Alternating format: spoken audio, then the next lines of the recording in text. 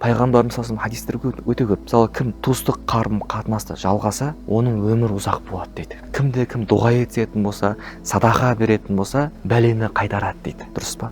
Бұл нәрсе былай. Алла субхану ва тағала алдын ала біледі. Ол туыстық қарым қатынасты жалғады, өмірі ұзаяды. Алла тағала оның ілімі өзгермейді. Алла тағала біледі, бір кісі туыстық қарым қатынас жалғаса, өмірі ұзаяды, жалғамаса, мысалы 50 жыл өмір сүреді. Туыстық қарым қатынас жалғаса 70 жыл өзгереді. Дұрыс па? Бірақ Алла тағала алдын ала біледі, кім туыстық қарым қатынасты жалғайды, жалғамайды деген. Алланың ілімі өзгермейді. Бірақ лаухул махфузда ол өзгеруі мүмкін. Түсінесіз ба? Сол үшін қадір түні біз дұға ету керек. Бүкіл жақсылықты жасау керек. Мүмкін сол бір жылдың ішінде Алла тағала қажылыққа баруға жазып қояды. Қажылықты өтеуге жазып қояды. Мүмкін Алла тағала ризық несібеңізді кеңейтуі мүмкін. Мол ризық беріп қоюы мүмкін ше. Сол үшін бұл түнде құлшылықпен, дұғамен өткізетін болсақ, Алла субханала ва тағала біздің дұғамызды қабылдап, тағдырымыз өзгеруі мүмкін. Дұрыс па? Бірақ Алла тағаланың ілімі өзгермейді. Алла тағала біледі. Түсінесіз ба? Кім нені сұрайды, кім қалай дұға алады. Түсінесіз ба? Сол үшін бізде таңдау еркі бар. Бізде ixtiyar береді. Бірақ Алла тағала алдын ала біледі бәрін. Алла тағала алдын білуі бұл бір құлды мәжбүрлеп қоймайды. Өйткені Алла тағаланың ілімі әсер етуші сипат емес дейді. Түсінесіз ба? Әсер етуші